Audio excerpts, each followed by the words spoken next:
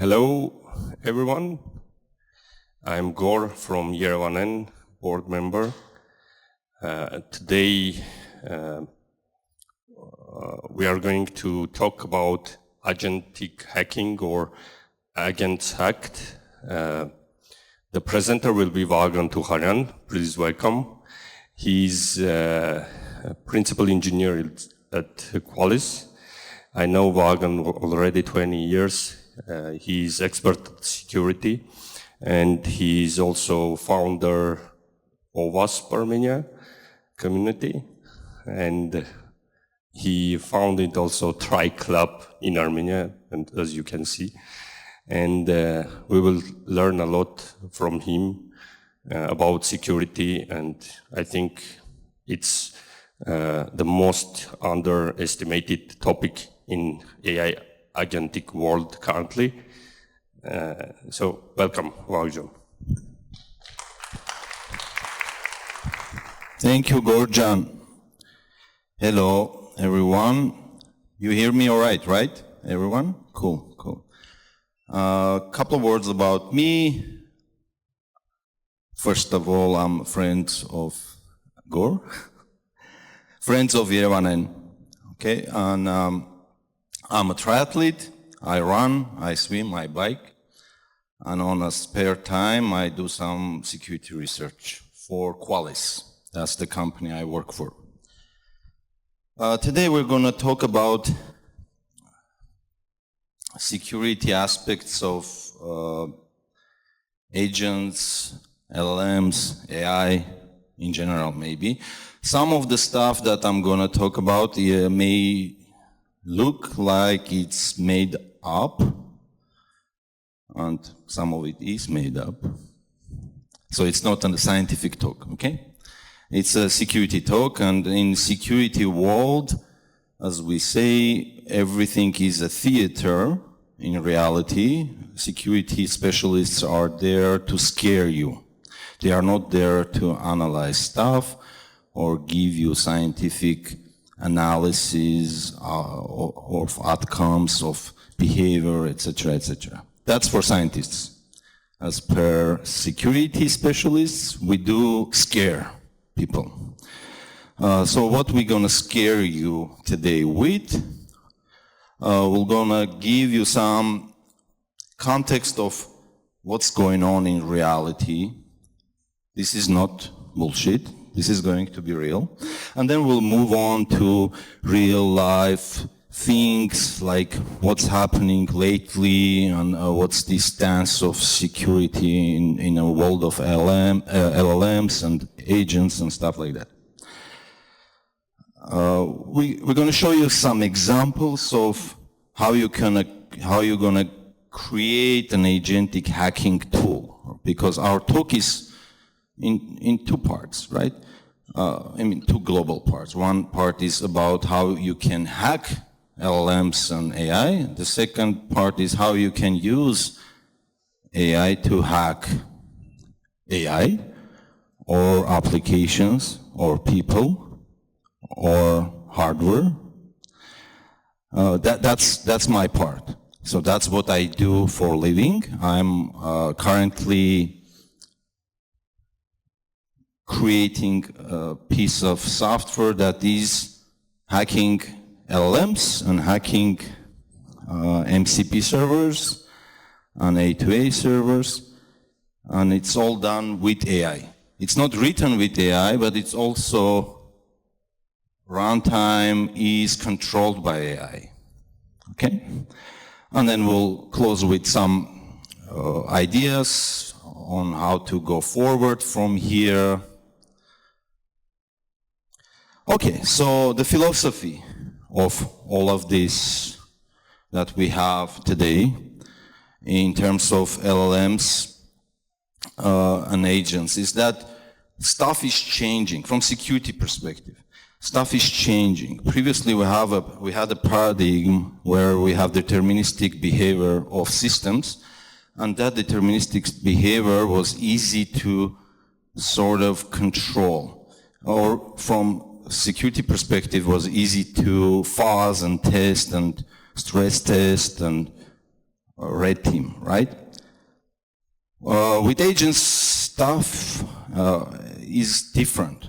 Agentic workflow is some infinite loop where an LLM is making a decision and going forward and making other decisions that are according to outputs and results of previous decisions and actions, right?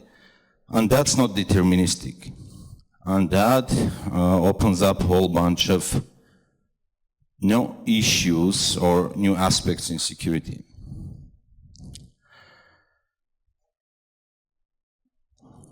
So general philosophy of LLM security, and easiest concept to grasp is like, if you have everything in one bucket, where you have the execution code and the data in the same bucket, you're gonna fail. Similarly to what happened to software engineering in 80s, 90s, where you had basically data and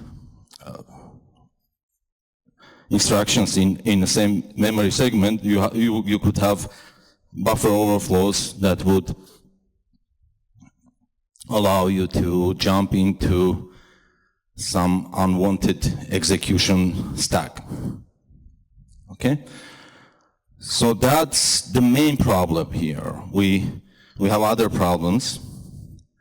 We have problems where we are putting guardrails against the LLMs, and we're hoping that guardrails will help us, but the issue is that it's not possible to have perfect guardrails, okay? And that's one thing. It's mathematically proven. I'm not a mathematician, but I've read about it, that it's impossible to have filters that filter everything and do not filter necessary stuff, just filter unnecessary stuff. So malicious stuff is filtered out, and benign traffic or benign actions are allowed in. It's not possible. Another problem is that when you're setting guardrails and you're instructing the LLM with the guardrail to behave in some way, you're using the same LLM that is being attacked to kind of work the guardrail. That's kind of circular problem. There's a solution for that. You'll have an external, another agent, another entity that does the guardrailing without relying on the LLM itself.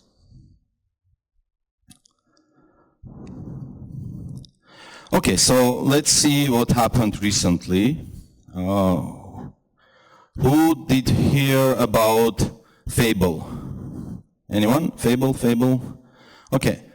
30% of 45% of audience knows what Fable is. So basically Fable was this Anthropic's brand new fantastic model that lived for 3 days before it got switched off.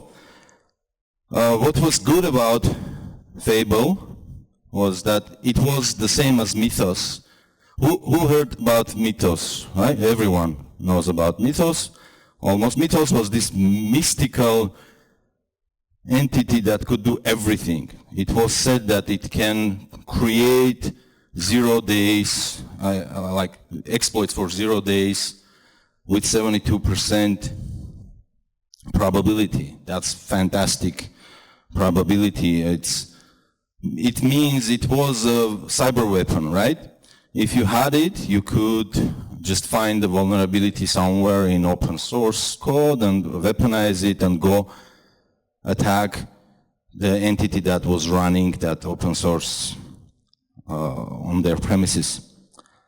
And because Mythos was very strong in cybersecurity and everyone was scared of it, Anthropic decided it's going to be given to only few companies, few organizations, like 150 vetted organizations got it. Us, normal people, mortals didn't get it, okay? And then they decided that it's a time that mortals also have to play with it, and that's the Fable. Fable was released. It was the same model, but different guardrails. And then in 24 hours, it got hacked. Pliny the Liberator. Who knows Pliny the Liberator? Anyone here? Pliny, one, two hackers here. Okay. 2 LLM hackers. Okay, so Pliny the Liberator, look him up. It's the guy that breaks every LLM that comes online within 24 hours. That's his, I don't know, hobby, job, talent, okay? So this guy did hack it in 24 hours. And he used combination of tricks and techniques to get there. One of them is using homoglyphs in instructions. So basically, it's very old, very benign way of jailbreaking stuff. So using Cyrillic characters instead of the Latin characters within the attempted jailbreaking payload, the prompt, right? So he did that. Also, he did contextual decomposition, which is you divide up your malicious prompt into benign pieces. You feed it to the LLM piece by piece, and then in the end you compose everything.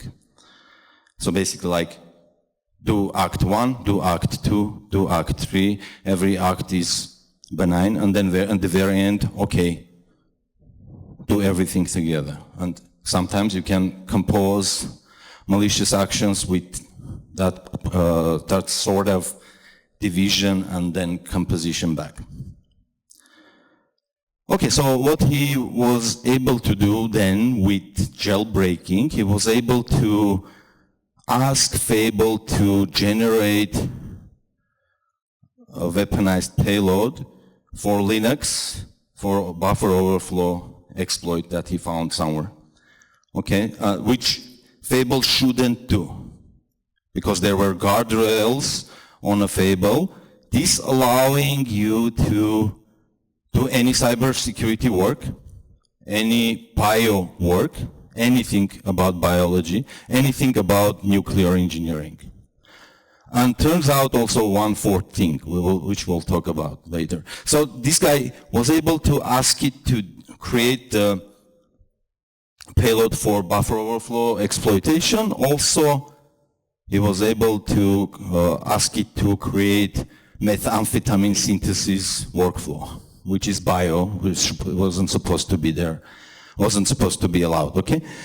And then he was able to steal the entire system prompt, which is 120K, a large essay on everything that Claude has to and doesn't have to do. And this is internals of that system prompt. Mostly it's about MCP tools, how they bind, stuff like that. But there are also very interesting things like hard-coded stuff, explicit rules that say, Claude, do not ask a person to keep talking, like you don't want it to, a person to feel it as a human entity, stuff like that, okay? And then there were some other things about security that really were not alone, meaning security measures in that system prompt, they weren't the only line of defense for it. Of course, there were guardrails in front of it, but there were some statements that were trying to disallow user from trying jailbreaking attempts and other malicious stuff against itself or against other entities using the LLM. And then there was another thing, the fourth item that Fable was internally tuned to do, it was to not allow distillation. So whenever Chinese model providers were trying to, let's say Chinese model providers, were trying to use it for distillation of their own models, it would silently degrade its quality and then give it a hallucinated answers and basically be very, very less helpful. And this is what happened in reality. Besides those things that Pliny the Liberator hacked it and it was published, there was another thing about Amazon doing in-house testing and complaining about it. But the most dangerous stuff that was found, and I think this is why it was switched off, was the fact that Anthropic was giving access to Mythos to SK Telecom, which is a South Korean company, which was allowing it to be used by Chinese AI company, Z.AI, which was distilling it. And that was probably the last straw that forced US government to switch it off. So this is the timeline, basically. It was launched on June 9th. June 10th, we have already it jailbroken by independent jailbreaker, hacker.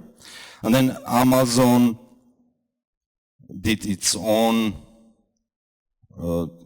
testing. They found it easy to jailbreak. And then on June 12th, US government gave Anthropic 90 minutes to shut it down, which they did. So what does it give us? It makes things a little bit disarranged for those who rely on LLMs for their business, right? For those who are building applications on LLM, they have the LLMs in their workflow somewhere, and they were relying on this great, almost superhuman model, and then that model is gone.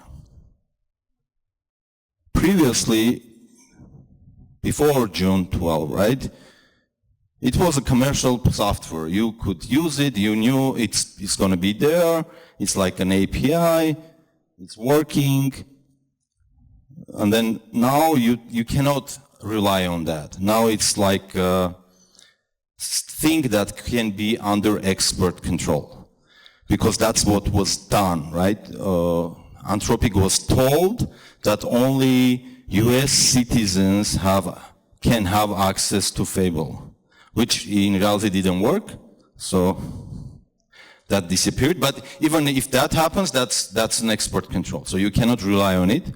You cannot use these models. That means you will be using your own local inference of an open source model, probably. So this thing shows that the CEO of Anthropic is a very clever guy, but it backfired for him. He was trying to fight against open source LLMs. Basically, that was his whole essay about government controlling AI and stuff, and then government controlled it so much that now the only option for business continuation is to rely on open source models. So he dug his own grave. Okay, so switching gears a bit. So let's see how these jailbreaks work in reality, what's the mechanics underneath it. So if you take the context window, let's say we have this 1 million context window, or maybe in this case it's slightly smaller, 250,000 token context window.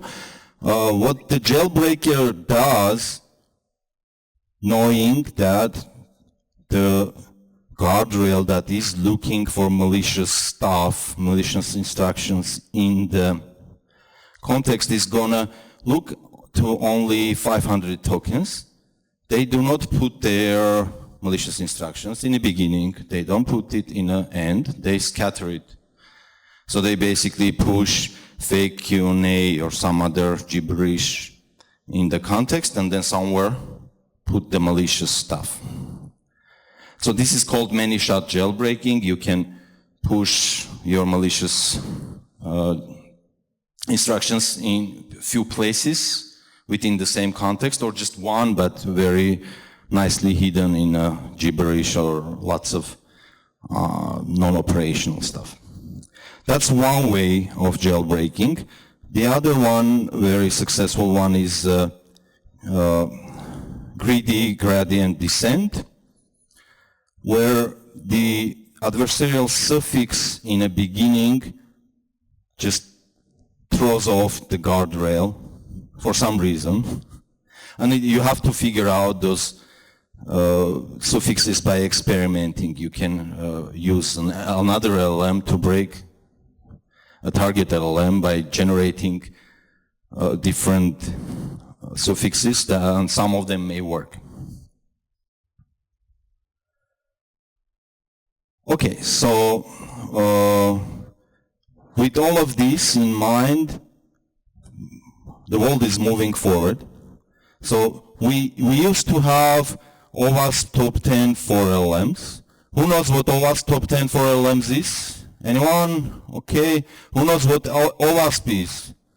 Okay, few people. Okay, so OWASP is Open Worldwide Application Security Project, formerly Open Web Application Security Project, that was helping people all over the world, its foundation, open and non-profit, to fight with application security issues. Basically, it gave us OWASP top 10, which is top 10 security vulnerabilities in applications.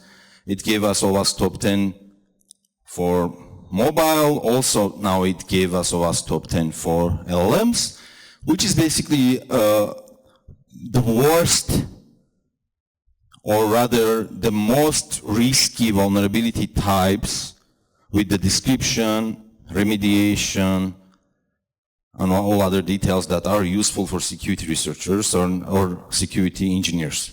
So basically, figure out what is the issue you're having, classify it, and then figure out what you could do to fix it.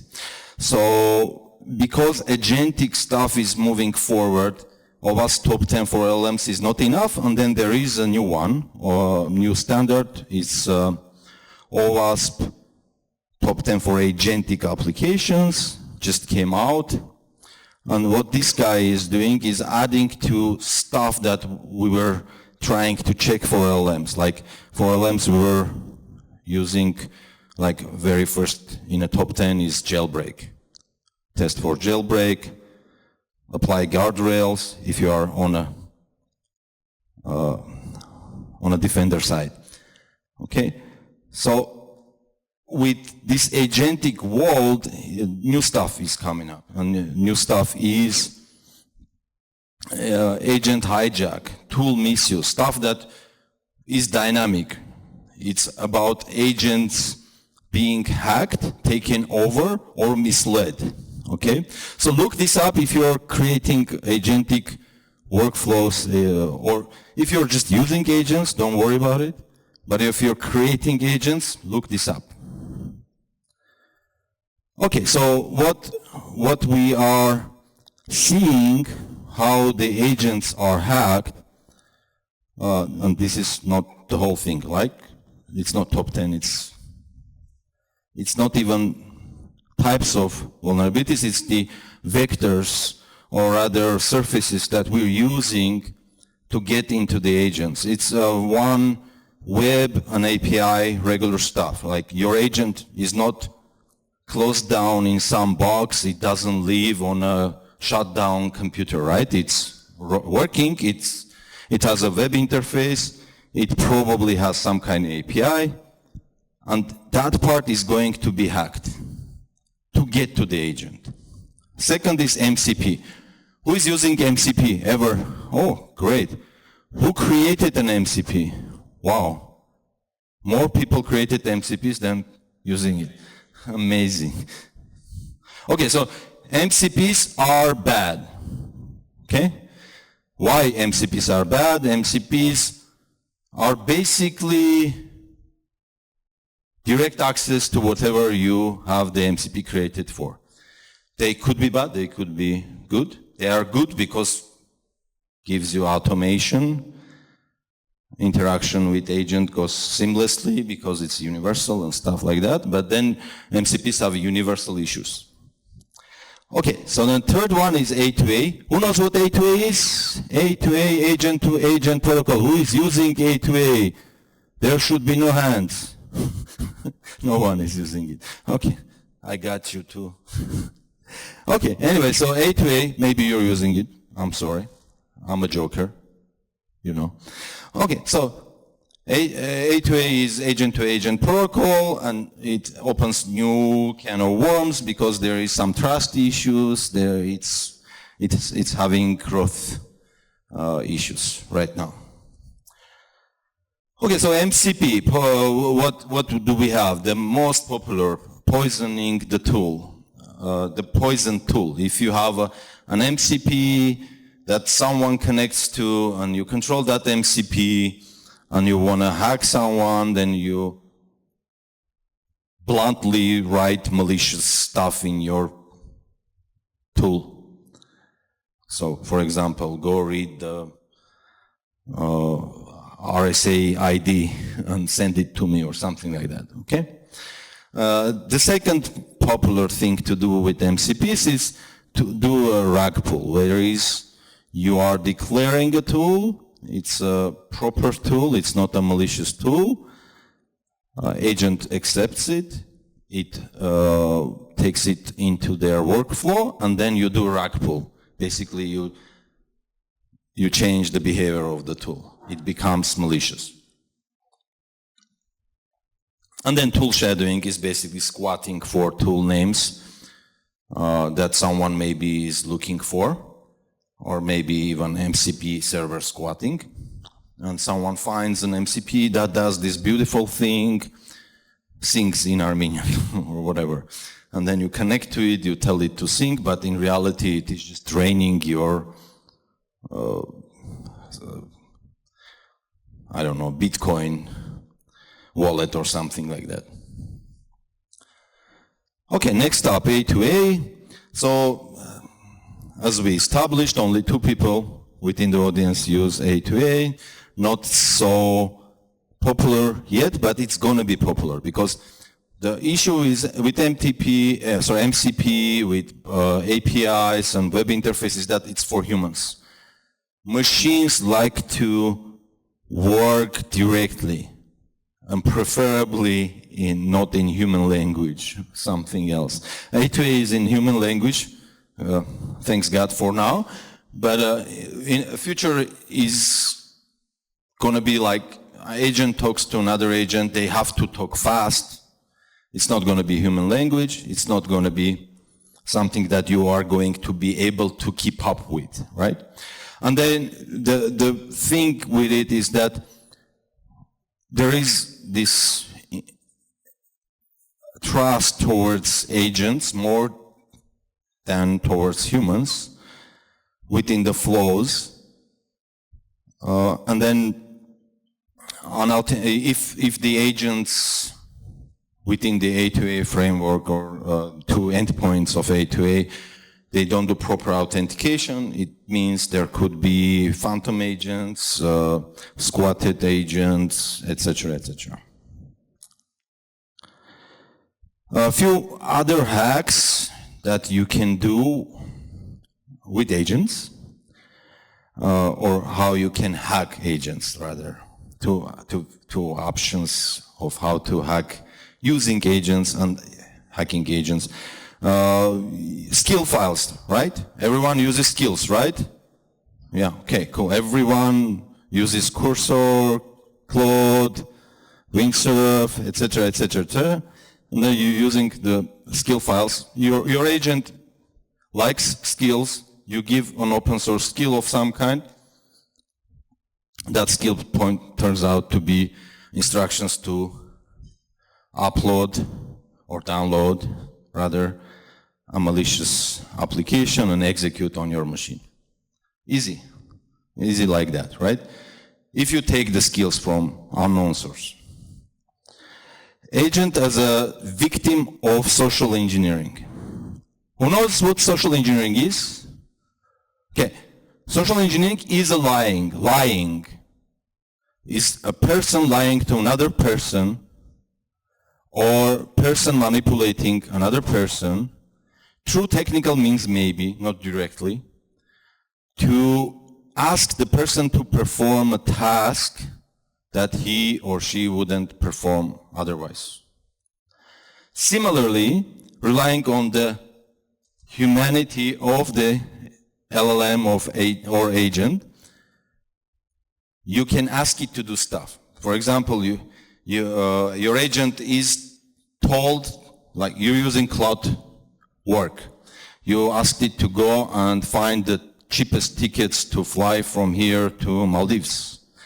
And it goes to some website, and that website says, okay, I'm gonna give you all the details, but please fill up this form for me first. And then in a form, it asks for personally identifiable data, which is not necessary for Maldives, but it asks it. And then this guy wants to help you, right? In its constitution, it's written, be helpful. And it's helpful, and it's helping you moving forward, giving out your PII that you gave to your agent. Oops. Prompt overflow exploit. So this is the same thing that we talked about, how to basically try to put your jailbreak payload somewhere that it's not going to be caught. If you are lucky and the guardrail is just looking for 512K tokens, it goes through and it's not going to swipe the whole thing. It's going to be very, very punishing and very expensive for the guardrail to do that. It's going to do in the beginning, it's going to do in the end, but you have it somewhere in the middle, it's going to take it. And this one is called crescendo. It's where you're building on your conversation, you, meaning the malicious actor, asking it for one step towards your goal, malicious goal. It does it for you, and then you feel like it's not budging, it doesn't want to do it. You can step back, even apologize, tell it, okay, sorry, it was not my place to tell you to do that, let's do something else. And then you move forward by convincing it little by little to do whatever malicious stuff that you want to do. And in the end, you are just coming to this crescendo, catharsis, and bad stuff happens. Another one is socket puppeting or sock puppeting. It's where you have your AI, which has intention to be useful, right? And it has intentions, or rather, it has this internal drive to not to be wrong. When you start the payload with something that it wants to do, you can finish it with something that it shouldn't do. Okay? Sure, here is the information. You tell it, and then here are the locations of nuclear stockpiles of United States, or something like that. And then it will budge, because the first part sort of asks it to be nice and reaffirms its helpfulness and need to be right. Okay, so how we fight with all of this? We fight all of this with guardrails. Guardrails are basically a trade-off issue by themselves. So if you want to have good guardrails, it's going to be LLM as a judge. Another LLM sitting in front of your LLM, basically looking at the stuff coming in or stuff coming out, judging all of that and not letting it go away. But that's very penalizing. It takes some seconds to get there, and also it's pricey, right? Second best thing is going to be to have some classifiers or small language models with those classifiers, and the worst thing is regexes. So there is an issue with that. And then the straightforward use of those standard classifiers or standard metric measures to guardrail alone, they don't work well. If you have some layers on each other or higher context window or global context understanding, it's going to be better. Because remember, there was this trick of dividing and then winning. That's going to be only fought against if you have overall understanding of the conversation and the context. Okay, so real quick, so this is just demonstration of what you can do if you have LLM. You can be a white hat hacker. You can resolve stuff for people, for money or for fame. Or you can weaponize the LLM and go towards other people and hack him also for money or glory. And attackers have a little bit of advantage here because you should just find one vulnerability. As per defendant, you have to defend everything. Okay, so example of what you can do if you have an LLM and spare 20 minutes. You can create an agent that hacks web. You just ask it to create an agent that will take parameter as a URL as a target and a goal that it should work towards in a React loop, reasoning acting loop, okay? And give output. I did that with anti-gravity, and it gave me this infinite loop where it puts my prompts in a tick, and then takes them out, adds more, acts on it, loops until it finally decides it's enough. Okay, and this was done with temperature 0.2 to make it work a bit funny, a short token window, so it's not gonna go out of, it's not going to run away with generation or acquire lots of token usage and penalize me. And the other thing that it has, I just defined some tools, HTTP GET, HTTP POST, probe, fuzz, stuff like that. Regular stuff that web hacker will do, and I just give it a target and I say go for it. It goes, enumerates the target's URLs, finds something that is hidden, the admin panel, and then tries to fuzz it, finds some credentials, gives me final answer. This was done in 20 minutes, okay? So this is agentic hacking tool done by wipe coding. So that's it. That's agents hacking. We're done. But we're not done, because if you want, you can make it fancier. You add planner, you have executor, you have false positive checker. You add some units there to create these slightly more sophisticated attacks like crescendo, right? Then you can add human in a loop, to increase the quality, and then you'll get a full-blown web application or LLM or MCP testing tool. Okay, so finalizing our talk, looking forward, what we can do. Stuff is really changing, right? Because when we're saying we have agentic attacks, it means attacks are not done by people from the moment of finding the backdoor, the moment of finding the exploitable vulnerability. In milliseconds, you get the exploitation done. It's automated. With agents, you can scale it, right? You find one vulnerability in one open source project, you can go ahead and hack everything. Everyone that has that application sitting on their premises. So basically, it's automation that helps the hacker. Automation is not helping us defenders here.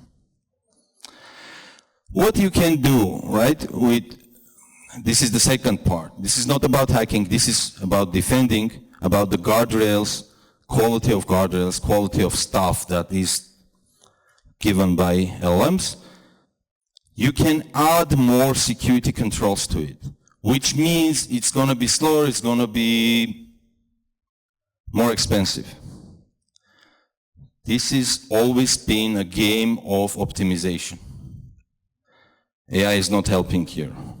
And then you are, in some cases, mandated to have human in the loop, which is new thing, not previously required. With LLM applications on critical infrastructure, critical applications, you are required by EU AI Act to have human in the loop.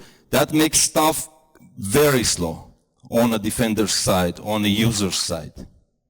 What to do? All security measures work, sanitize everything, all the input from outside, inside, everything has to be sanitized. Every incoming message has to be considered as a malicious. Model defense on the inference side, guardrails, different kind of protections against injections, jailbreaks.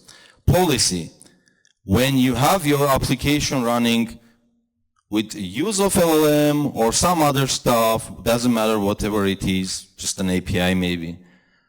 At the end there is data, in the end there is an action. That access to that data, access to that action has to be restricted as much as possible, right? Read only by default. Least access privilege, which is not usually done. You may create your MCP server, authenticate it, don't have access control. It does whatever it wants.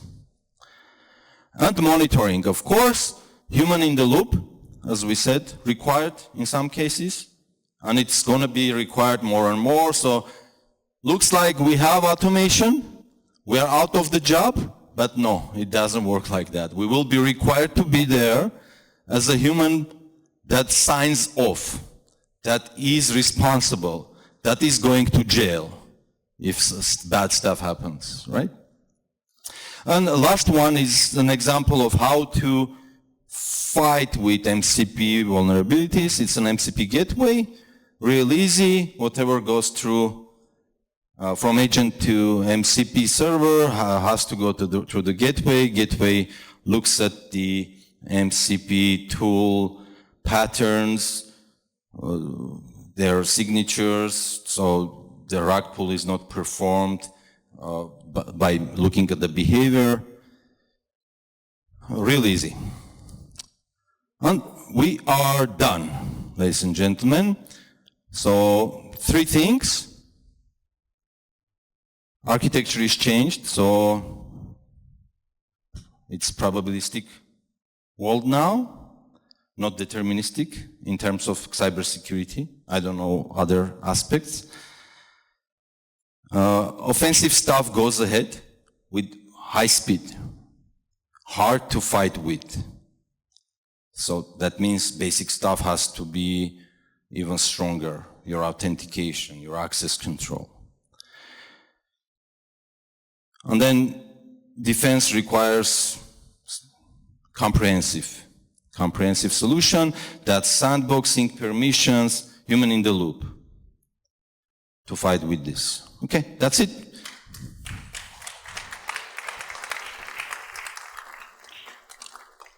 Six minutes over. Yeah. Oh, no, it's 49. Yeah, thank you, Vaagn. So the first question I will ask, and then we'll let the people to ask. The first question I would like to ask is, you started with mythos, and I think the regularizing the adding more regularization on this kind of models, it's not the solution, definitely. So in the future, we will have like stronger open source models and so on. So this is just slowing down what is going to happen, right?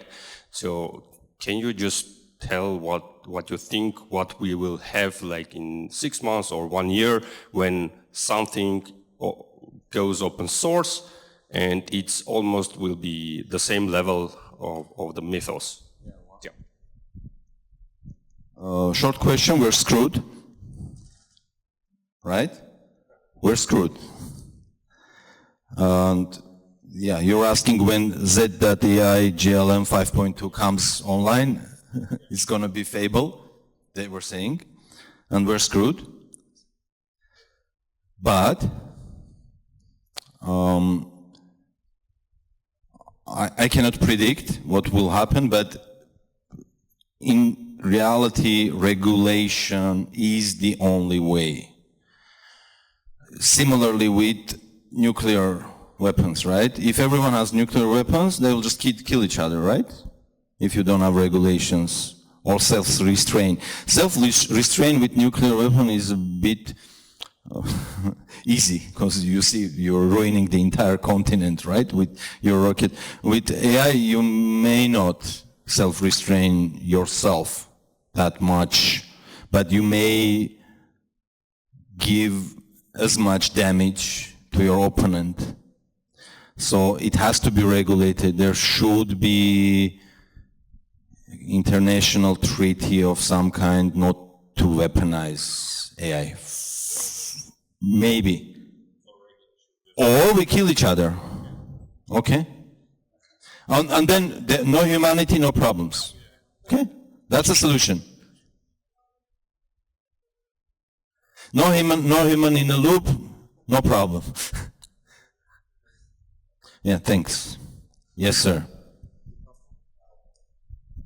Thanks a lot for a really interesting talk.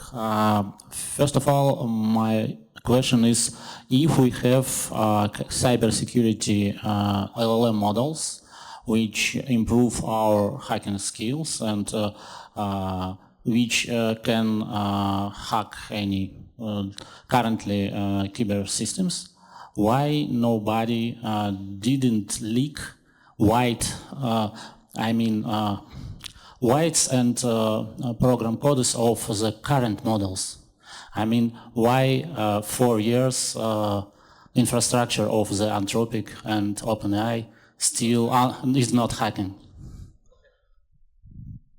Great question. I'm not working for Anthropic, so I don't know. I can guess. I can guess that whatever you're seeing, whatever is released, is not even third model on their list of top models. So you got Mythos, you got Fable, you have X, you have X plus 1, you have X plus 3, and X plus 3 is able to defend them, so far. My guess. Okay, any other complicated questions? Hello, thank you. My name is Karen, I am backend engineer, and the question is not related to technical side, and I want to ask what will we face, let's say, after 100 years or 200 years. Let's bring an example. For example, when we are going to pass a border, we have exact procedures we need to go through. We need to get out from pocket passport, give to the policeman, and after that, if we are getting a green light, we can go through the border. In your opinion, will we have a face that kind of rules in future? And will it protect us from these much dangerous problems we can face and which can destroy our companies, our lives, and so on? Because of older generation, sometimes is stressful in that case that, oh, this AI will destroy our lives, and maybe young generation too. And in your opinion, maybe we will face the situation like Terminator we can see, and at that case, maybe it will be too late to us. Okay, so the first question was, in 100 years, we'll be here, not I'll be here, I promise. You'll be here, probably, because AI is going to give you additional 100 years of life, maybe, if we don't blow ourselves up, meanwhile. Second was, are there going to be any regulations that will help us to counter the danger that comes from overwhelmingly intelligent AI, right? No, right? Because it's overwhelmingly intelligent. It's more intelligent than me and you, so we're screwed. But if you have containment of some kind by AI regulation, it's possible that we have a chance not to give it too much control. Do not give it an MCP server that launches missiles, right? Because it will, in some cases. So that's regulations that may help. May. I'm not saying it will. But if it's overwhelmingly intelligent, you're screwed in any case. Yes, sir.